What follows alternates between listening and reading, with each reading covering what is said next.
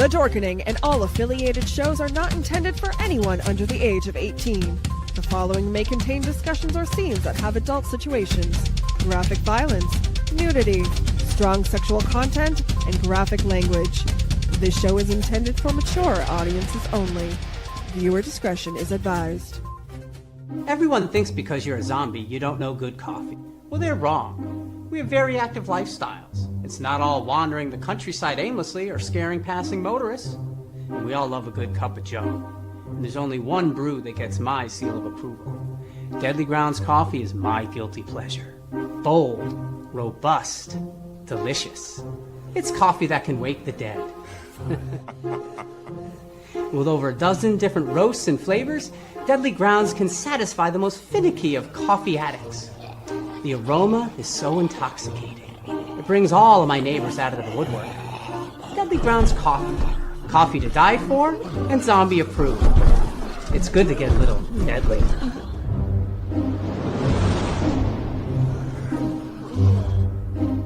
Use the front door! Oh, they're so disgusting.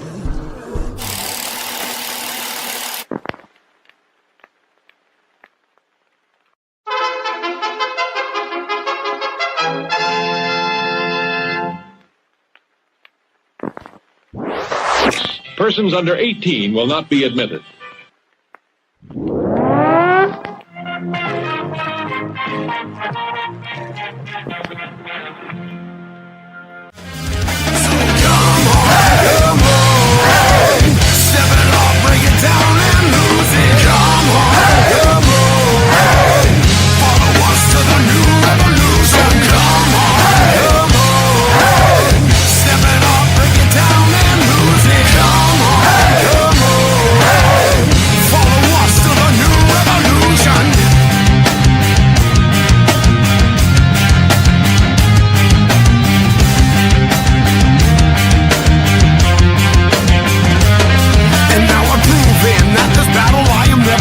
I'm choosing to ignore the cuts and bumps and bruises. I'm cruising through these haters, leave them looking stupid. They foolish if they think they'll ever hear my conclusion. I'm through with all these part-timers and their excuses. I'm bruising eagles left and right every time I do this. I'm shooting for the top, no I'll never settle what you did. The future's in my hands, my grip will never lose it. My crew is ready to obtain the absolution, removing any doubt that we was ever fooling.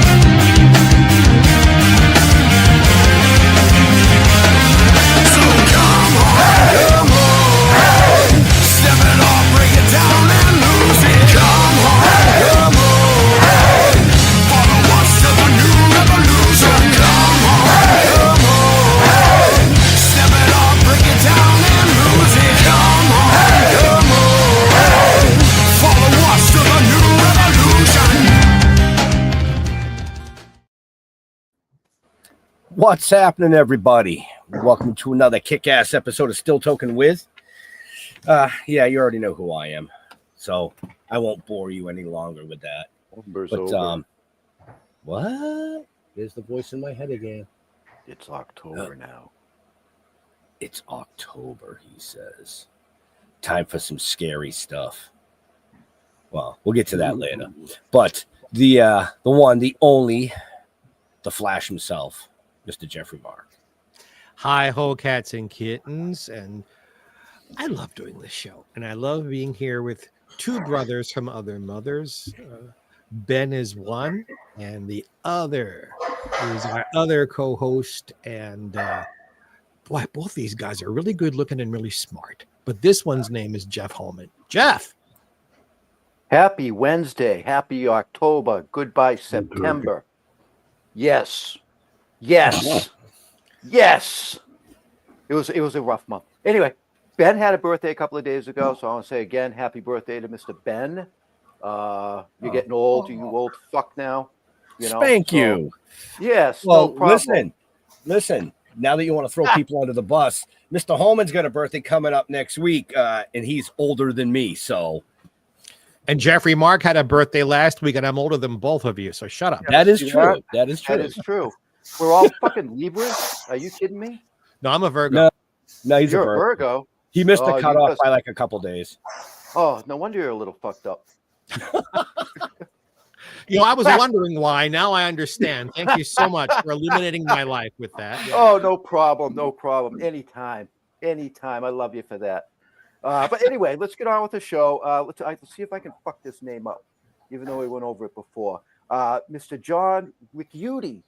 Did I say that right? Ricciutti. Ricciutti. Yeah, you're good. Ricciutti. I was good. I was close. Welcome, John. Welcome. Thank you. Thanks for having me on. Yeah. Well, we'll see if you say that by the end of the show. You scared him. Don't scare the guest. Well, I'm just concerned about my Delco dialect. Oh, don't worry about that. No. Not at all. We forgive Philadelphians. It's okay. I'm a Delco guy. That's Originally. fine. Before we get going into the show too far, I just want to say thank you for your service. Yes. Oh, you're welcome. My pleasure. Well, I doubt that sincerely, but well, that's true.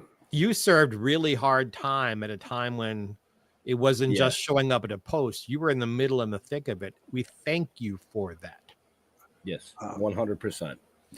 So Yes, that was America's epic tragedy, Vietnam. yes, You were there for 3 years, right, John?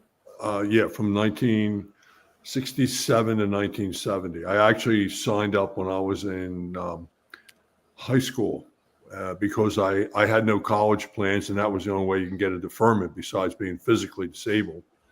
So I paid a guy $200 to get me into a Navy Reserve unit, and that's a lot of money in 1966. And I went to boot camp that summer between my junior year and senior year in high school.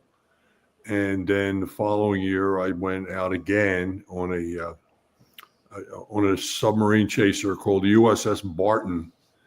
And we were scheduled to escort the USS New Jersey to Vietnam. But the thing I was on, which was a reconditioned World War II subchaser, broke down, and I spent about a year in the Caribbean between San Juan and Cuba and some of Jamaica, Oceania, Kingston, Montego Bay. So, but and that's why he has such an epic tan. well, yeah, I've Stuck with you.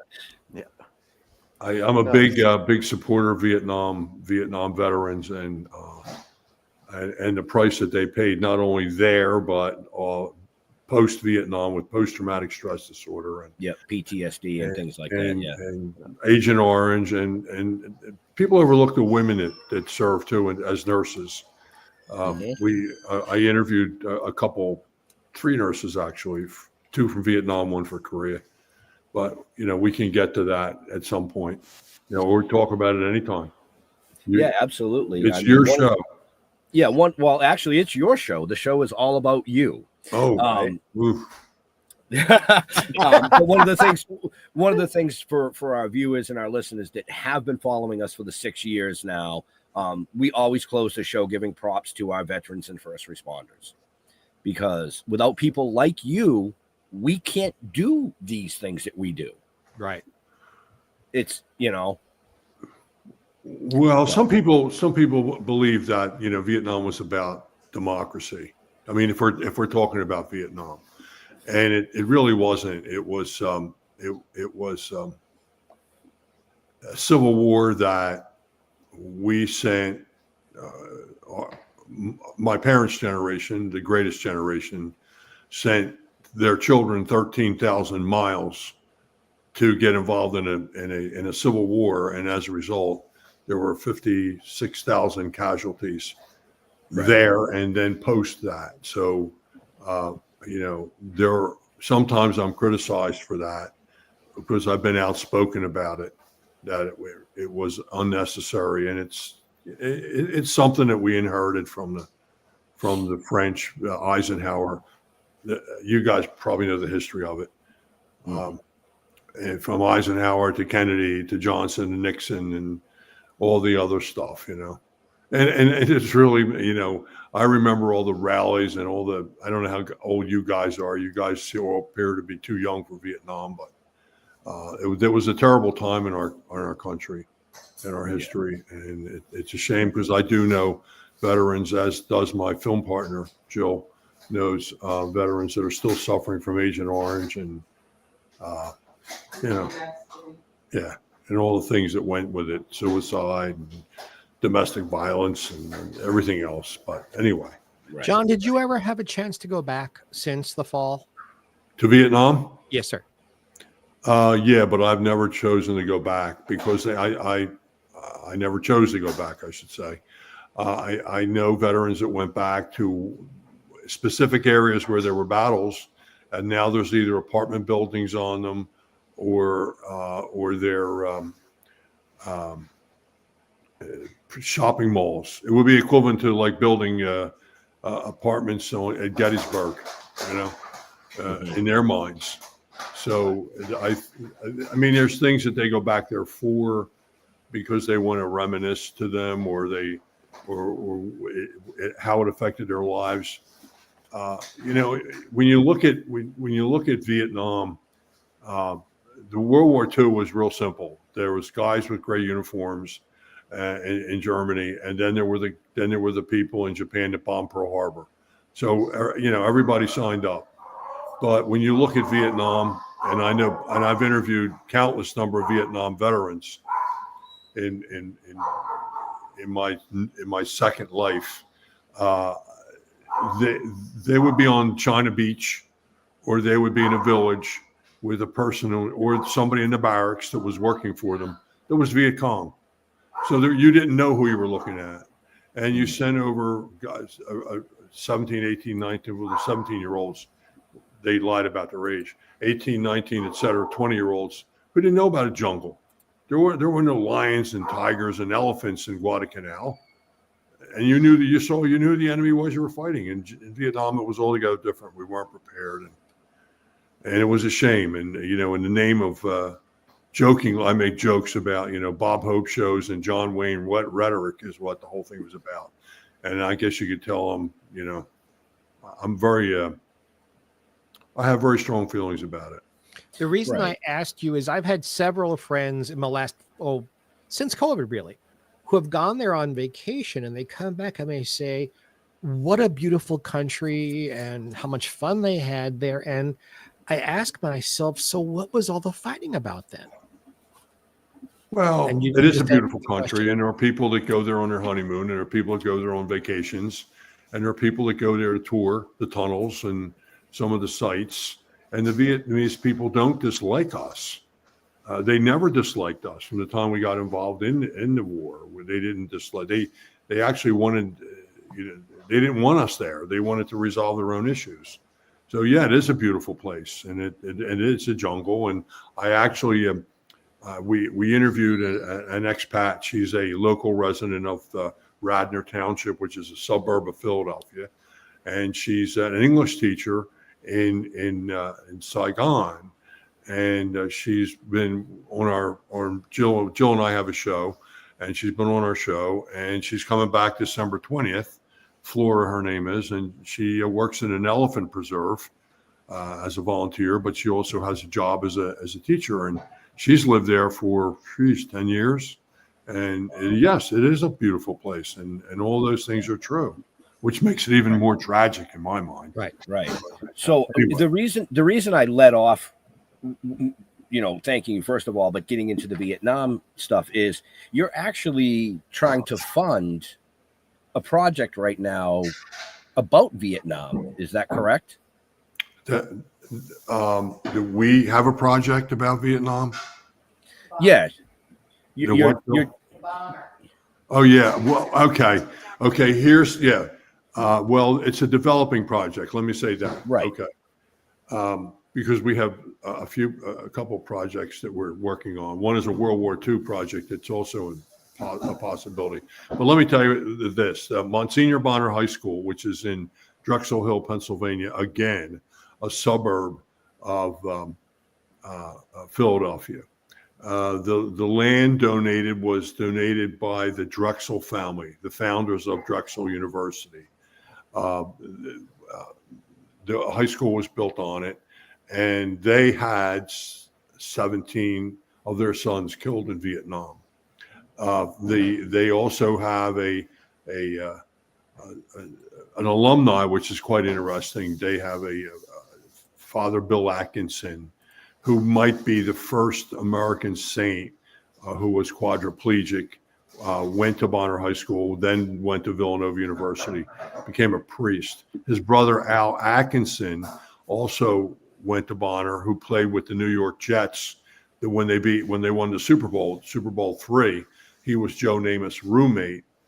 And of course, John Cappelletti, the Heisman Trophy winner, who went to Bonner and then Penn State, where he was awarded the Heisman Trophy. So there's a connection between Delco, which is where Bonner is, Monsignor Bonner. And Delco is very popular nationally now with the first the mayor of Eastwick, and now another thing I think it's called Task.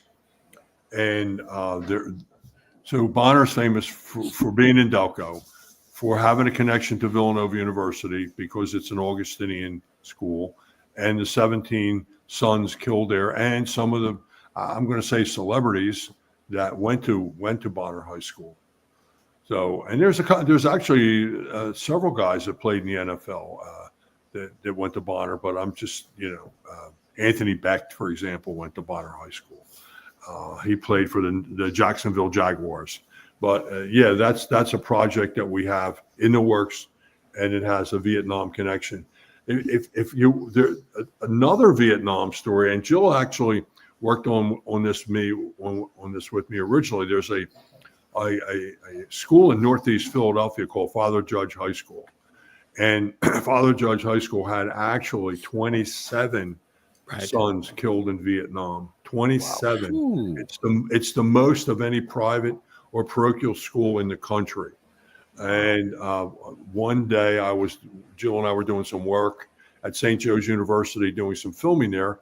I was approached by a Marine who said, do you know about Father Judge High School? I said, well, I know it's a school in Northeast Philadelphia, and that's all I know. He said, well, told me what I just said. Well, they had 27 guys killed in Vietnam, were his words. I said, really, 27?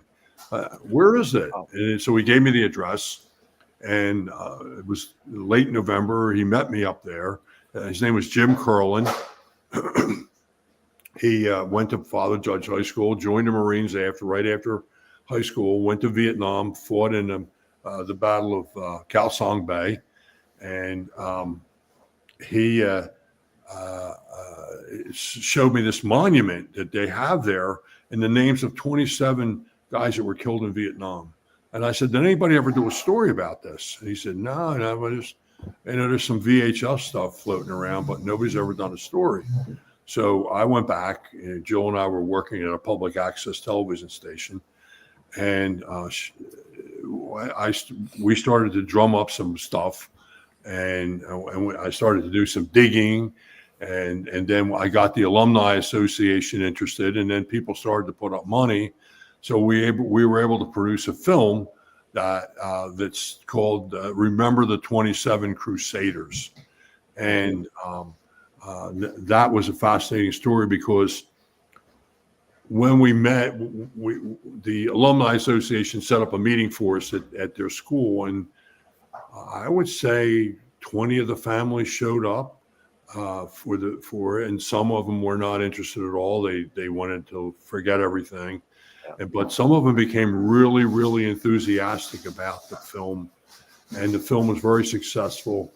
It wasn't entered in any film contest. I was a co-producer on it, and the other producer, he and I had, I wanted to enter the film in film festivals, and he didn't. But it was successful amongst veterans groups, and it's just. And what was interesting, we got to meet mostly the siblings. It was either a brother or a sister, and they told the sadness of the collateral damage of Vietnam wasn't just limited to, it extended out to the brothers and sisters, because it was the knock at the door, and who came? It was an officer, and the shock of the parents, and so many times when I would be talking, we must have talked to at least 15 families, and so many times and they were shocked that their son was killed, and I would sit there and say to myself,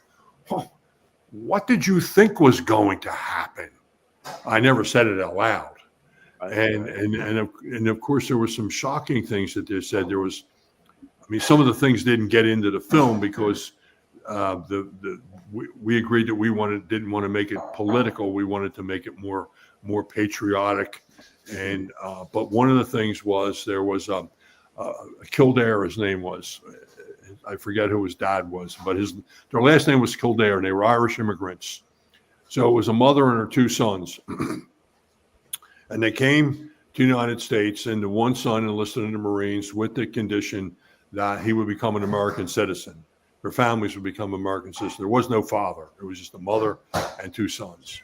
So he signed up and said, okay, and we'll be citizens. Well, he was killed. The mother went back to the recruiting officer and said to the recruiting officer, well, my son was killed in Vietnam. Yeah, I'm sorry to hear that. Well, how about our citizenship? And he said, what citizenship? That's stunning. There was another example of a father who was a Guadalcanal Marine. His son joined the Marines and was killed in Vietnam. And his father became interested. He was very proud in the beginning. Now, this story that I'm telling you, I'm sorry, let me go back. Kildare's story came from the surviving son. And the surviving son was sent to Canada by his mother. So she was not going to have a chance of this other son being taken from her one way or another. So he went off to Canada. And it was through him that I got that story. The other one was the Guadalcanal Marine, who was very proud of his son when he joined the Marines. And it was typical Semper Fi, hoorah, Marine Corps, and very respectful. But then his son got killed. And then his father became, I'm not going to say sat up and paid attention, but he became like, why did my son die? What happened here? And what was it worth? Was there a purpose? And the more he dug, the more he realized that this was really wrong. And he became an underground railroad for getting guys to Canada. This was a Guadalcanal World War II Marine that had done this. That story came from his daughter. There was just so many stunning stories. One, Natali, his name is, he's on the wall. Natali, he was, his mother found out that her son was killed on her birthday. So there was never kind of any birthdays after that. And that was told to me. That to me was a stunning story. One of the ones that I found most compelling for me was there was an Air Force.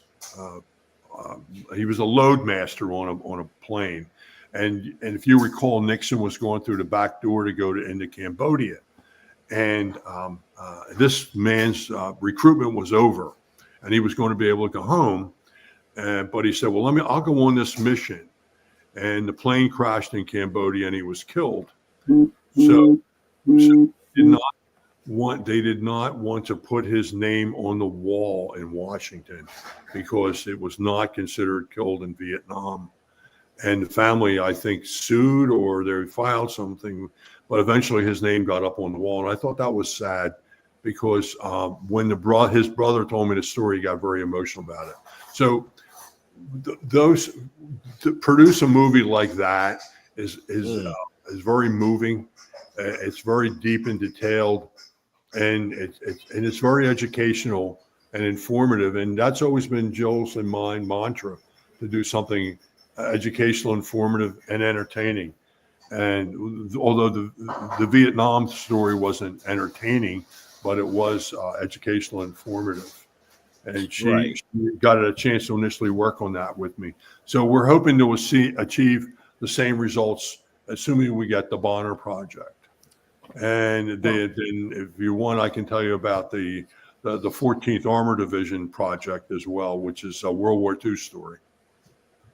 See, I'm loving this because when I watch films, I love to watch those style of films. The natural, real occurrence, documentary style, based on, especially when it comes to military, So I would love to hear about the other project. I don't know about the other two guys. They're ready to go to sleep. I'm rolling with this. I don't want to keep you. I don't want to put you guys to sleep and bore you. Oh, no way. This is fantastic. We were John. Nobody here is shy. If we were falling asleep, we'd tell you. Believe me. Okay, thank you. We're just listening intently. We were approached by the Radnor Historical Society. The lady who's the director, Jennifer, contacted me and said, "Listen, I've got all these pictures from my grandfather. He had just passed away, and they're really interesting. You might want to come over and look at them." I said, "Oh, okay." She said, "I don't really know what to do with them." So I looked at the pictures, and it was the 14th Armored Division, and they liberated 100,000 POWs. They from Strasbourg all the way down to excuse me, I'm not sure where, Berchtesgaden. There are no results for that. They is that your phone or somebody's or what? Mine. I turned it off. They went down to Berchtesgaden. Anyway, the pictures were fascinating. There are these. As I'm going through the pictures, I'm saying, well, okay, they're going. It's a tank. It's a tank group. They're going through towns in Germany, and eventually here they are at Berchtesgaden, and I said, oh my God, they're sitting in a wine cellar, and one guy's sitting in Hitler's chair, and other guy's like sitting in a bathtub, and I said, wow, these pictures are like really incredible. And then she showed me a painting. She actually had a piece of artwork that was taken out of it. It was probably cut out of the frame and taken. And it's a painting of a woman. So she gave the pictures to her. I said, I don't know what I can do with the pictures. I said, except make copies of them. And she gave the pictures to her sister, who wrote a book. And she published a book about the 14th Armored Division, and now she's going to speak at the Radnor Library about the group. Now, if you watched Masters of the Sky, the Spielberg thing that was on one of the cable networks, there's I think it's chapter 8 or episode 8. Episode 8 is the 14th Armored Division liberating prisoners of war, some of whom were Tuskegee Airmen. And Jill and I had the good fortune of interviewing the son of a Tuskegee Airman, who was also told us some really interesting stories. But that's what the 14th Armored Division was most famous for, is the rescue of or the liberation of POWs. So she's written this book, and we're trying to raise money through grant writers as the Bonner Project, and to do the actual tour that they took, like in about 6 days in Germany next year, hopefully. And the Bonner Project, well, we can do that locally. Wow. The president? Oh, that's Mark Kolkowitz. Yeah, we never did a story about Mark Kolkowitz. He owns that's another story. We've never come to fruition with that. Hey, John, could you connect some dots for me, sir? I'm sorry? Could you connect some dots for me? Sure. You served brilliantly in Vietnam. And again, thank you for your service. And you're a filmmaker, but there's this period of time in between where you were, and I'm looking at my notes because I just want to say it properly. You were retired from SEPTA, which is Southeast Pennsylvania Transit Authority. Right. How did you go from working for the Transit Authority to becoming a filmmaker late in life, where, there are young people dying to be filmmakers who never get the chance? Well, it's a real quick story. Too bad. I started out after I got out of the Navy. Why my story's too long? I'll shorten them up. No. You said no. You said it was too short. I said too bad. No. It's I'll tell you. When I was 20 years old when I got out of the Navy, and I retired from as a director of transportation. So along the way, I got promoted through the ranks, and I went to Villanova University, and I went to graduate school at Cabrini, which is now Villanova University's property. But I got promoted through the ranks, and as part of my job as a director of transportation director, amongst other duties assigned, I would go out and speak in schools, and I had a lot of speaking engagements, so when I retired, I was approached by the director of the Radnor Library, and she said, the public television station is looking for someone to do a story about public transportation. And I thought to myself, who the hell wants to talk about that? Having done it for so long, I said, okay, where do I go and find out about this person or this stuff? So she takes me over to which is right around the corner from the library, this public television station, and introduces me to a man named George Strimmel. So George is now 90 years old. So he sits me down in front of 3 cameras and says, talk to the cameras. So I said, hello, my name is John Ricciutti, and I am a retired director of transportation at SEPTA. I had only been retired for about 6 months when this happened. He said to me, you were born to do this. I said, okay, I guess he needed a body, I thought, maybe, whatever. So my job was to bring in people that are transportation related. Well, I knew a lot of people that worked for SEPTA, and we could talk about buses and the railroad and trolleys and all the other these things that I thought were really terribly boring. So one day I went to George and I said, George, I would like to do something other than talk about trains and buses. He goes, well, what would you like to talk about? I said, well, I don't know. I'll find something. So I was at a dinner and I met 2 men, one who was general, coincidentally. Some things are just serendipitous. One man, Herb Armstrong, lived to be 102 years old. He was General Patton's admin, whatever. He was Patton's assistant. Went all the way to Czechoslovakia, wherever Patton went, he went. And he lived in Rudolf Hess's house during the occupation of Germany. And the other man that I met was named Jim Bard. Jim B-A-R-D, who was a POW from the Battle of the Bulge. And where was he? He was in Dresden as a POW. So what happened there. I got them both, interviewed them. I said, this is really funny. I said, do you know any other veterans I can interview? They gave me the names of one person. One thing led to another. Now, I'm interviewing the next guy walking down the street, book authors, lawyers, criminals, anybody. I said, this is really fascinating. So then I said, you know what? I like to make a story about SEPTA. So because I still was on friendly terms with them and I hadn't criticized them in any great detail, I went and to the general manager at the time, Jeff Knuppel, and I said, Jeff, I'd like to do a documentary about the SEPTA's control center at 1234 Market on the 19th floor. And he goes, sure, what do you need? So he gave me everything I needed. We hired a film crew. We George raised the money. I think he raised $15,000, got it from an anonymous person. And we produced a documentary about SEPTA's control center. And the film editor, a brilliant guy, got an Emmy for it, for film editing. So I said, this is great.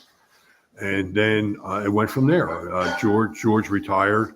I became the interim general manager, and George was a fascinating guy. He was 80. 80 years old when he met his, I don't know, third wife, who had all the money in the world and wanted the rest. And he married her. He moved to Philadelphia, still living a wonderful life. And I said, well, I don't know anything about running a television station. Well, what do you want me to do? He said, ask Jill. And I said, who's Jill? He said, you know, the lady that brings in the films. I said, okay. I called up Jill. I said, you want to do it? She says, no, I can't work with you. You're too macho. You're Italian. I can't work with anybody. So I said, she went to George and told George, I can't work with that guy. And she goes, oh no, he's really easy. You'll have no trouble with him. And she was right. So she came to work for us, and we agreed on how much she would be paid. And within an hour, she was running everything. And so then I had a chance to expand my thoughts and do other stuff. So, and it just went from there. It was incredible experience, and it continues to be an incredibly fun experience. And then so Jill and I had philosophical differences with the board of Radnor Studio 21, because they were a bunch of mustache Pete's, old men, and they got tired of my act, which you probably don't find hard to believe, and because I can easily get on people's nerves. And they got rid of me. And then Jill said, well, I don't need this bullshit. And she left. So then we got together, and Jill was was invited. This gets interesting. She gets invited by ministries in Kensington to go to do some filming for children that get to eat a full meal on a Thursday night. So Jill and I drove up to Kensington. Jill has a white BMW. I said, we can't go up in that, Jill, because only drug dealers drive those cars. So we can't go up in that car. So we went up in my truck, my Ford truck, and we drove around. And she said, we got to make a movie about this. So, and I said, okay, it's really awful, but she had a different vision than I did. And because I just thought it was just really scary, but for her, it was like a fabulous moment. So she went to a source gave her the money, and we produced a film that got an Emmy nomination for which was a story called Kensington in Crisis.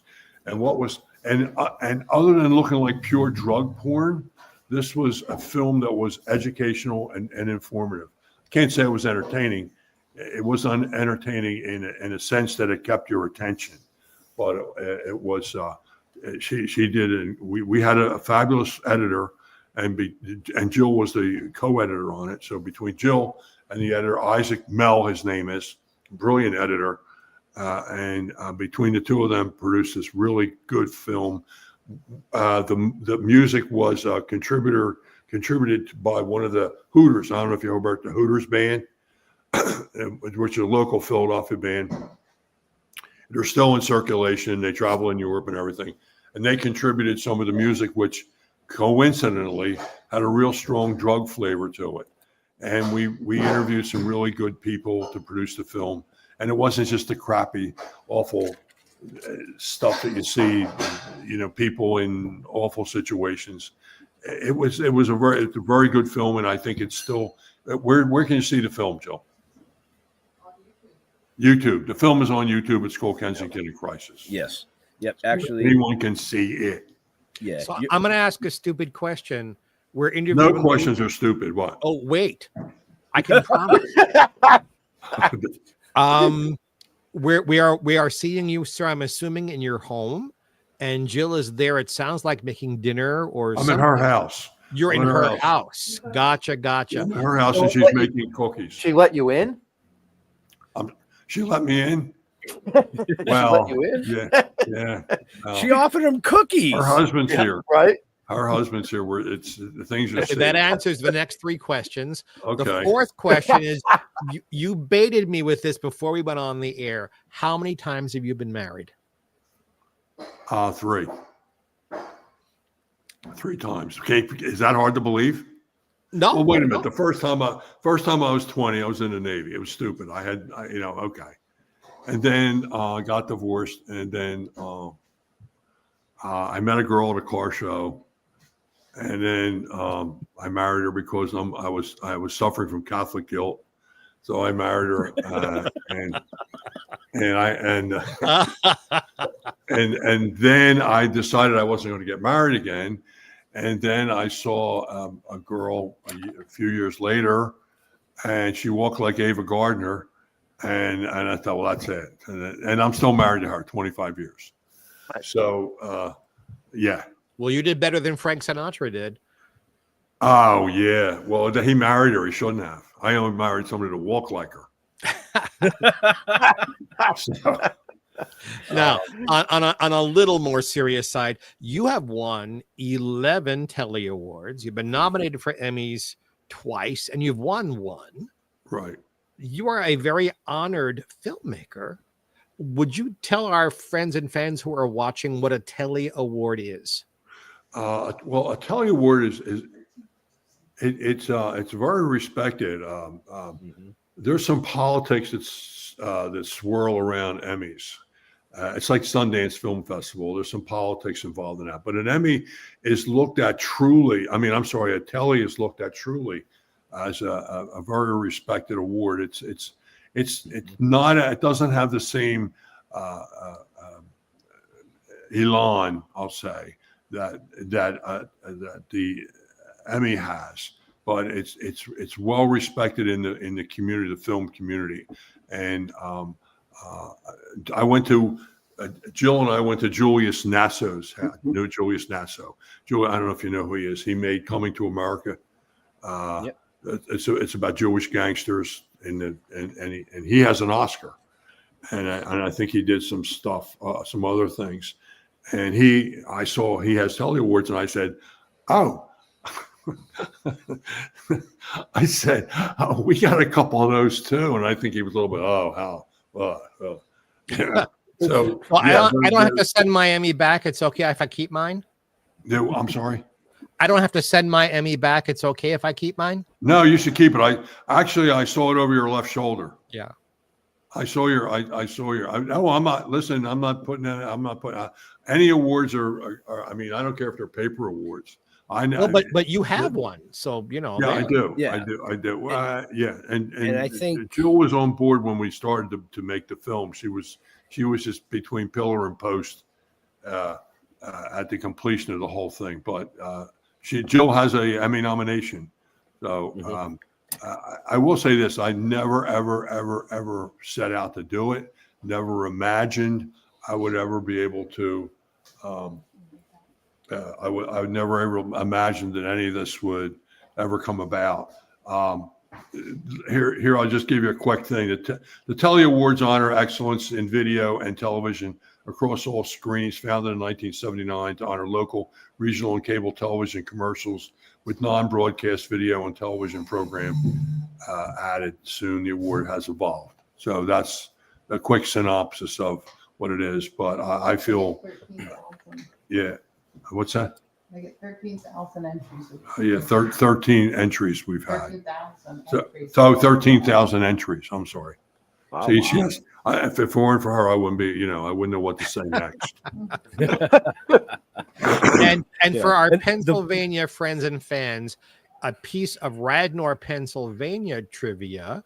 Back when TV Guide was about this big and was 15 cents and was in everybody's home, Walter Annenberg published it, and the home office was in Radnor, Pennsylvania. You're right, right on Lancaster Avenue, right off of Lancaster. I'm sorry. No, it's okay that it was there. But I never thought I would ever do this. Do this and produce. The other thing I really truly was educational, informative, and entertaining, which I really thought when I met George Martirano. We were introduced to him. Joe was actually finishing up the Kensington film, and I had a friend, Joe Petrellis, who was a 96-year-old forensic and fashion photographer. And we also did a story about Joe. And Joe said, "Come over to my house. I want to introduce you to someone." So this was this Christmas, New Year's Eve, 2019. And George had been out of jail for a couple of years. In fact, he still was not allowed to drive, and he still, I don't know if he was on a monitor or what, but I went over to George's house, and went over to Joe Berjolis' house, introduced me to George Martirano. George Martirano is the son of Raymond Long John Martirano. And Raymond Long John Martirano was Angelo Bruno of the famous Philadelphia mob, who was connected to the Gambinos. He was his consigliere or his driver. So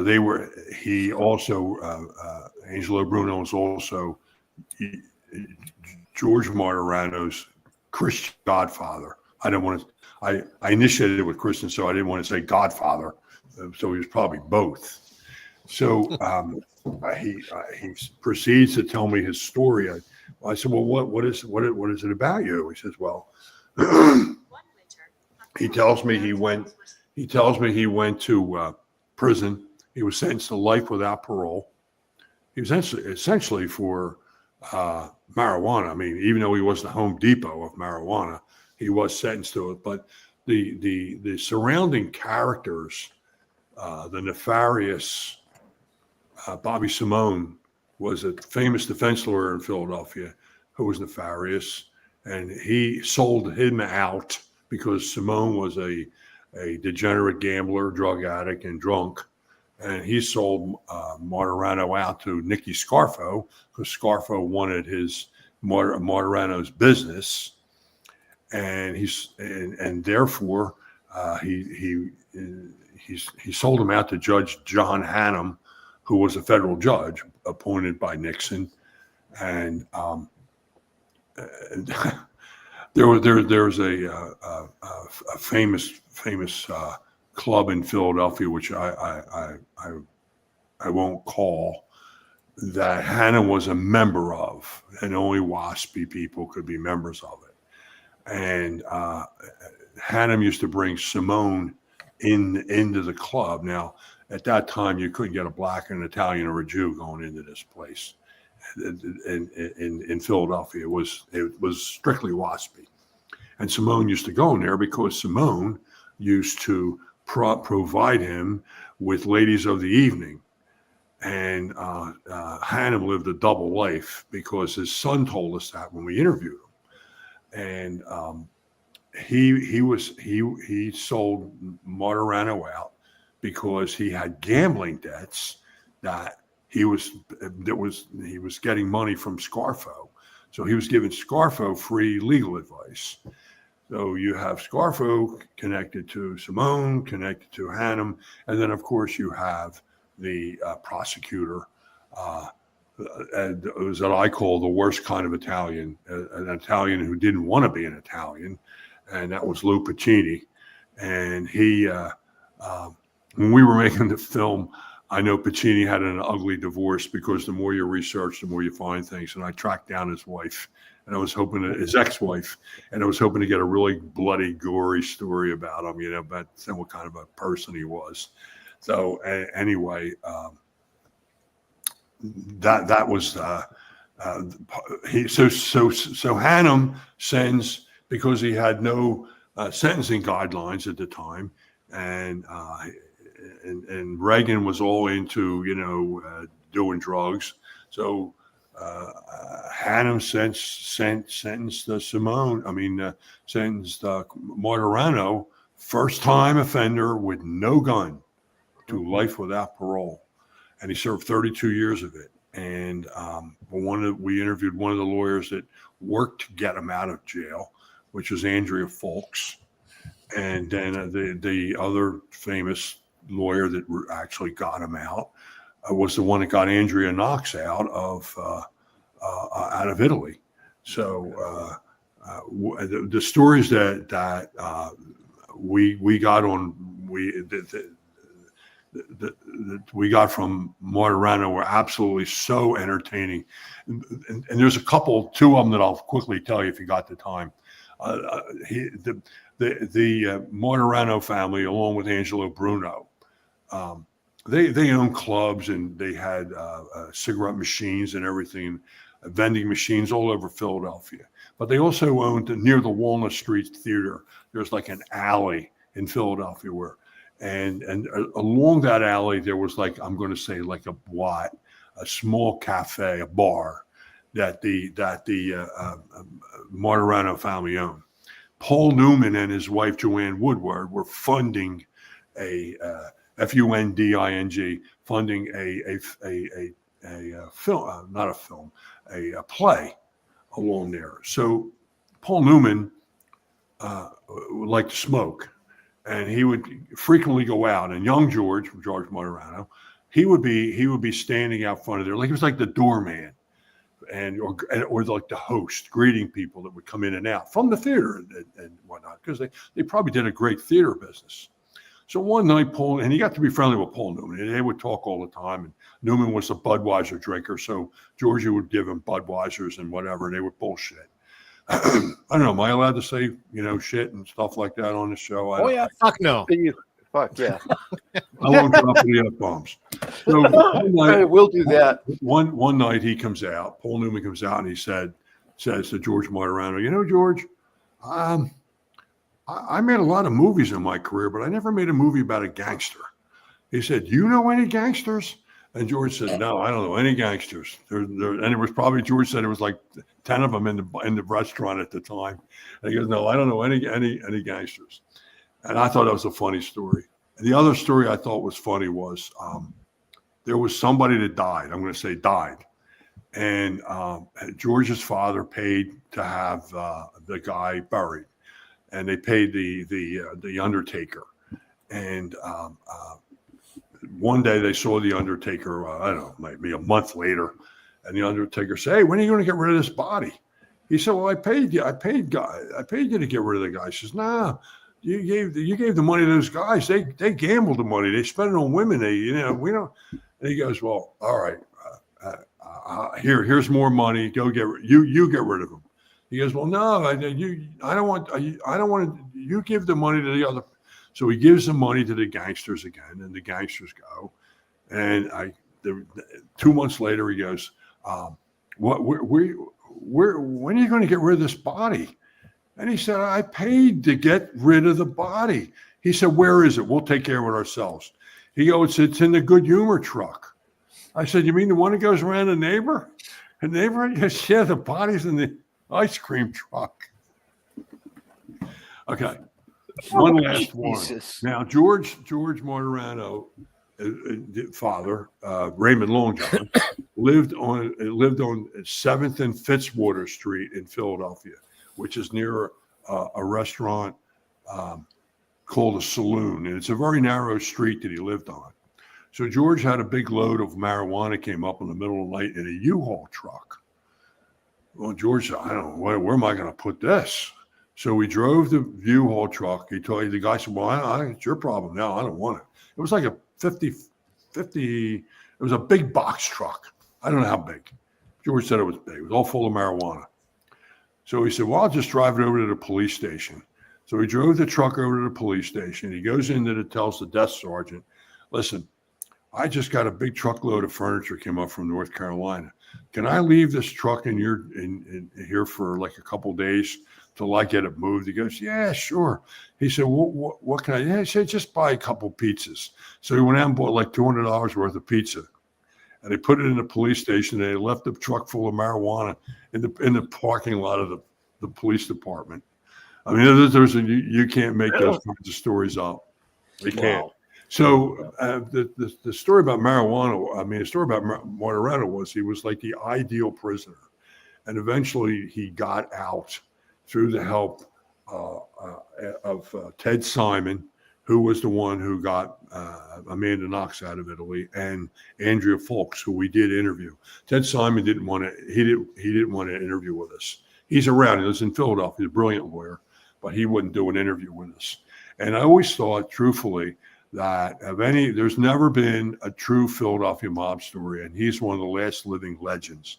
And I thought once we produced this Martirano story, which won Best Documentary at First Glance Film Festival in Philadelphia, I thought for sure that the Netflix. We actually even went to Paramount, but Paramount I think tried to they invited us out. Paramount invited us out, and I think they wanted to buy it from us for free, or get it for as cheap as they could. And I think it's a great story. I'll probably be dead by the time it gets sold and made into a Netflix series. But it's really, George's story is incredible about his time in prison. All the times he was in prison. This is how slick the government can be. He gets a prisoner comes to him at 2:00 in the morning in his cell. And the prison guard says, well, I want to introduce you to John Gotti. So Gotti was his cellmate for 2 years. And they used to talk to each other. They developed like a code, and they would talk about philosophy, and they would talk about Shakespeare, and it was all coded. So they would be talking about what was going on the outside. And if you remember the scene in Goodfellas, where Paul, what's his name? Sorvino.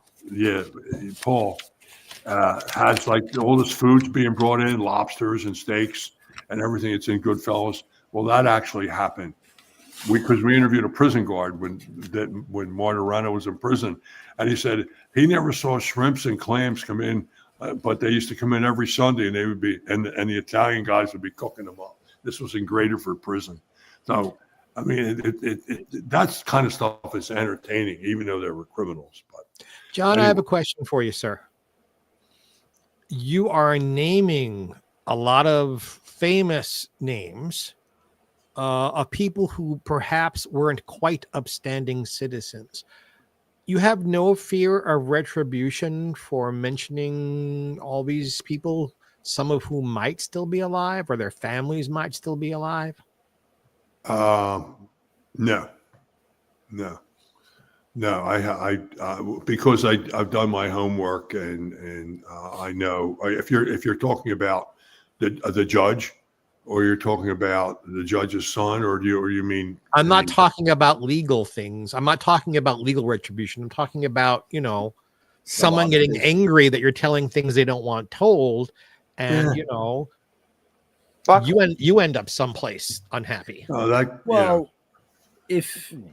If our viewers or listeners are interested, we did interview George Martirano about 6 months ago. Yes. All the names that John has become forthcoming with tonight were only a very small portion of that story. There were a lot more names that George was allowed to use. So retribution on the filmmakers because of the name drops? No, because it's already been dropped. Yeah.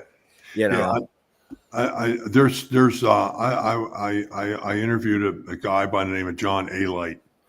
Jill interviewed him as well. You can Google John Alight. He's been on lots of shows, and John and I became when his book came out. George Anastasia wrote his book, and I invited John to my house, and he gave my wife a copy of the book, Gotti's Rules.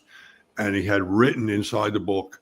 Sorry, could you say that? I had written inside the book. He had written inside the book in red Sharpie. My wife's name is Joan. He said, "Hi, Joan. Glad to meet you. I promise I won't kill your husband." Alight probably killed a half a dozen people for God. John Alight is another guest that we had on this past year. Yeah. So, and so he now sits on. Is it the board or Congress? He's in New Jersey. He's in Jersey, but he's a commissioner. Yeah, that's right. Yeah. So when you talk, there's two stories that I always wanted to do, and they got canceled out. One was a guy named Bob Johnson. If you want to know anything about Vietnam, Google the Phoenix Group. and Bob Johnson was recruited as a senior at the University of North Carolina. Very waspy looking, blonde hair, blue eyed, captain of the tennis team, captain of the soccer team. And he was recruited. And a Vietnam veteran who was a Silver Star recipient, shot 5 times in Vietnam, came to me and said, I want to introduce you to a man named Bob Johnson. He's suffering from dementia as a result of Agent Orange. And he wants to confess his sins because he can't sleep. And he's tortured by whatever happened in Vietnam. Again, Phoenix Group. So I think he was a major player in this Phoenix Group. So I met Bob Johnson in a place in Philadelphia. I'm sorry, the suburbs of Philadelphia. And he came to me, and we sat and we had a conversation, and he started telling me what he did, showing me letters, took out pictures, and I'm having visions of 60 minutes quality in my head. That this guy's story is incredible. And as he kept going on, I mean, he was confessing on, and I had my phone on, and I was recording everything. I said, "Do you mind if he goes, no, I want to talk." And he told me about all these horrible things he had, who his support staff was like convicts. They were people that the Vietnamese had let out of prison. They were the worst kinds of people, and those were his army. So he didn't even wear a uniform in the jungle, and it was all search and destroy. So at one point in the conversation, he leaned over across the table to me, and his steel blue eyes are about 10 inches away from me, and he said, "Are you familiar with My Lai?" And I said, "Yeah, I'm very familiar with My Lai." And he said, "They were amateurs." Oof. And I said, "Oh, okay."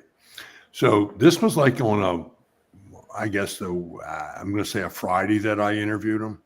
So that Monday I get a phone call now, because as it was pointed out by Jeff, that I get to talk to a lot of people that are different.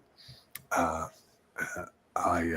get a phone call, and it comes up as no ID, but I answered it anyway because it could have been somebody with a burner phone. And it's, "Hi, this is Jennifer. Are you John Ricciutti?" "Yeah." "Who's Jennifer?" She said, "I'm Bob Johnson's wife." And I said, "Oh, hi, how are you?" And she said, "Are you going to interview my husband on Wednesday?" I said, "Yeah." And I'm thinking, she wants to come along or whatever. She goes, "No, you're not." "What do you mean, no, I'm not?" "Why not?"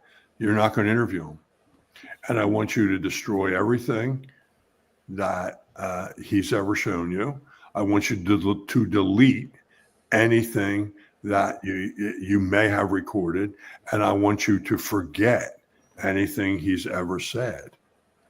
And because the person that introduced me to him is a friend of mine still to this day, Silver Star recipient, shot 5 times in Vietnam, I did not retort anything she said. I said, "Okay, all right." And I said that was the end of it. She said, "Thank you." And she hung up the phone. I didn't know that Jennifer was a very, very attractive Chinese woman until I met her at his funeral that she invited me to, and that everybody should have this funeral, where it was at a very exclusive country club. He had died about 6 months later. And she contacted me through this friend.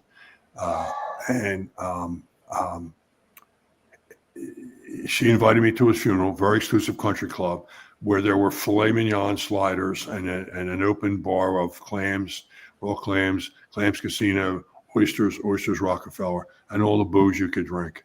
And she sat next to me and she talked to me and she was actually stunning. I never knew until that moment that she was Asian. And I never brought up the subject of the interview, nor did she. I never said anything about any of it. But the things that he told me, those I won't repeat. and were just absolutely stunning. But if you Google either his name or the Phoenix group, you'll find out plenty. The other one that I wanted to do was I was approached by the crime writer George Anastasia. He's a Philadelphia guy. He's also involved in this Netflix thing with the Philadelphia mob from the 90s. Not Nicky Scarfo, Skinny Joey Merlino, and he approached me about there's a famous story in Philadelphia about a local baker in Ardmore who owned a place called the Viking Pastry, and he had a girlfriend who he was very much in love with, and they went to a bar on South Street, and there's stories been written about it, but there's never been any resolve. And they left the bar, and they were last seen getting into his Dodge Ram truck, and they disappeared, never were found to this day. No bodies, no truck, no nothing. And through my own research, some people told me, well, there's a place that crushes vehicles in Kensington, and people pointed this direction, that direction. So I went to meet his family. The kid that owned the bakery, and they lived in Cherry Hill, New Jersey. And the mother told me the whole story. The father was incapable of talking about anything. He just sat there numb. But his mother told me everything about. She believed that it was the girl's ex-husband who was paying her an exorbitant amount of child support and alimony. That he had her killed, but they couldn't prove it. And so I said, well, would you'll do an interview with this? And she said, yeah. So she drove up to our Radnor studio to do the interview with her daughter. And we sat down, and I introduced her, and she said, I can't talk. Well, I thought maybe she can't talk because she was choked up or she was feeling awkward. And so I said, okay, we'll stop the cameras right now. So she said, well, I can't talk. I said, why can't you talk?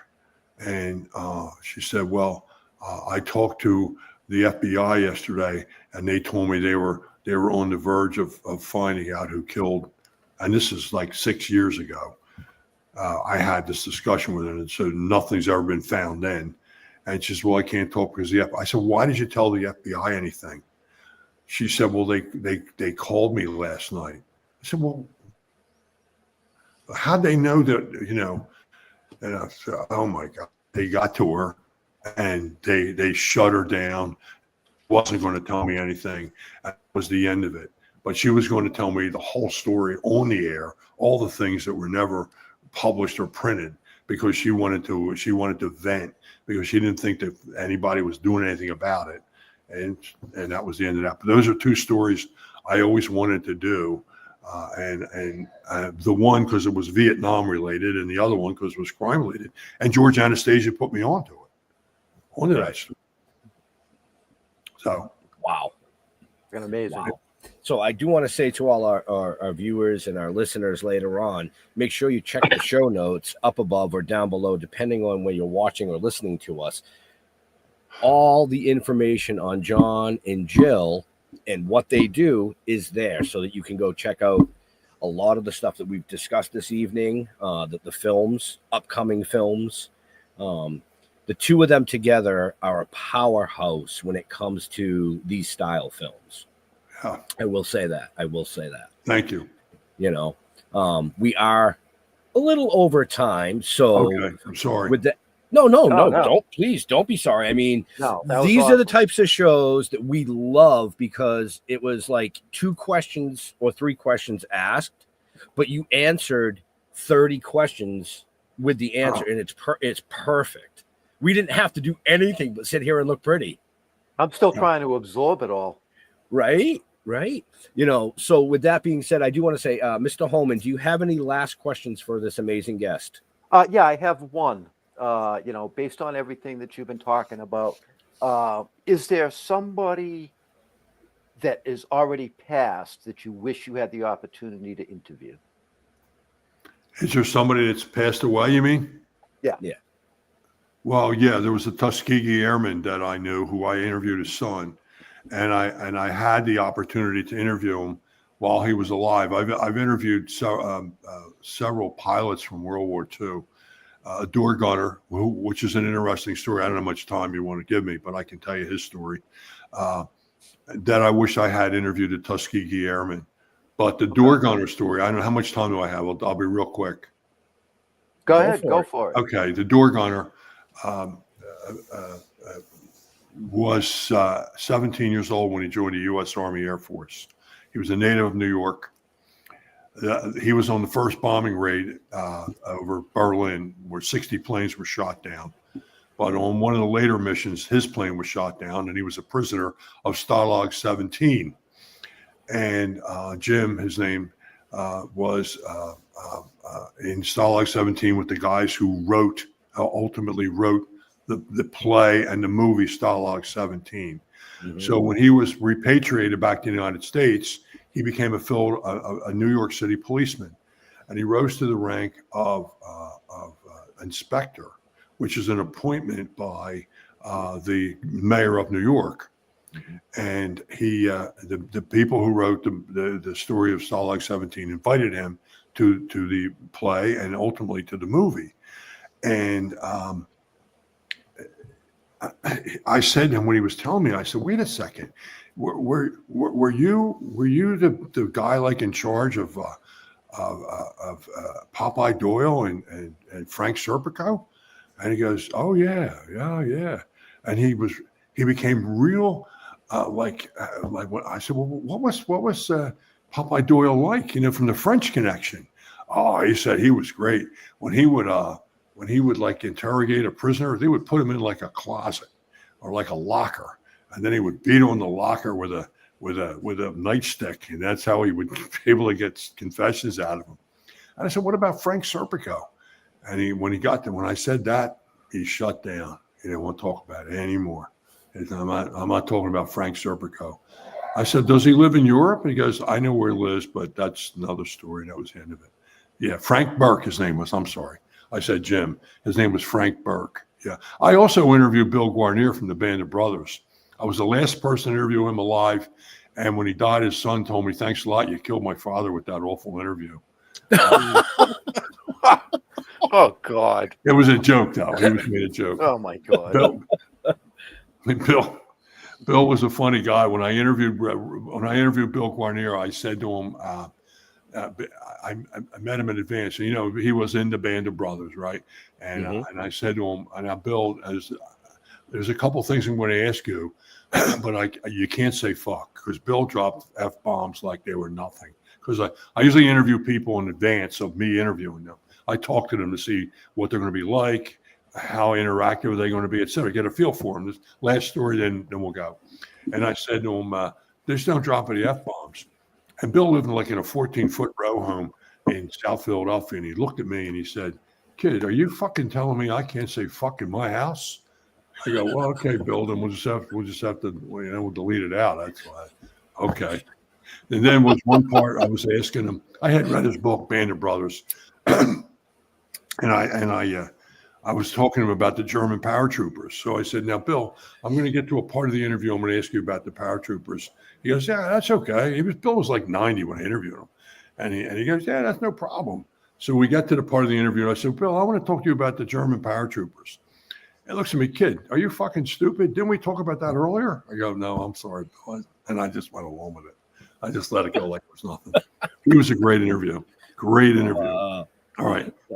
I'm sorry. I know I went past your time. No, you're good, it's fine. It's fine. I mean, I don't have to pee yet, so we're good. I mean, Jeffrey Mark might have to. Mr. Holman's probably getting a little hungry. So Jeffrey Mark, any last questions? John, you obviously have like 17,431 stories to tell. I have many stories. Yeah. Have you ever thought about writing a book about you? I'm writing memoirs. Jill has helped me with. We interviewed someone So I'm not. There would only be vignettes. I'm not going to write a whole story. I'm just going to write vignettes. That'd be good, though. Yeah, no, I'll give that one. I mean, I could tell. I have SEPTA stories. I have, Well, as we saw tonight, folks, we could probably do a 5-part miniseries with this gentleman. Thank you. But like I said before, make sure you check the show notes up above or down below, depending on where you're watching or listening to us. All John and Jill's information. They're business partners, folks. They're a powerhouse in the industry. Check them out. Watch the stuff.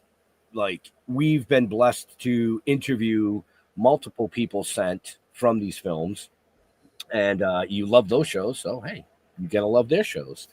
So with that, Mr. Jeffrey Mark, Yeah. where can people find you on the social medias? Well, as it is spelled right there below to my right, Jeffrey Mark. I'm on Facebook, Jeffrey Mark Showbiz, and Instagram. I believe it's at Jeffrey Mark at LinkedIn. And if you love this show and look at who my two co-hosts are, how could you not? There's two sister shows to this one. Jeffrey Mark plays Ella, which Ben produces for us, which every week we play Ella's music on a theme, Ella Fitzgerald, that is. And I give you all kinds of insider stories about how the music was made and why it's important. And we're producing a 5-episode special arc. Jeffrey Mark plays Merman, being Ethel Merman, and the same is true. Insider stories about her music and the shows from which the music came.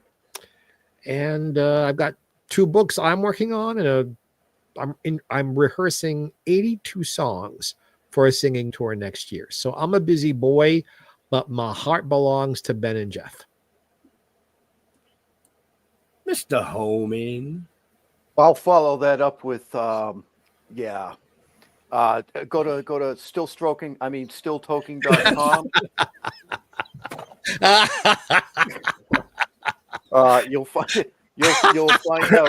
You'll find out everything you need to know about us, or give us a follow on our YouTube channels, Still Toking Productions, and Talking with the Dead on Facebook. Keep it live. Yeah. And I want to thank John. John, you had some fantastic stories. I really, really appreciated those. Right.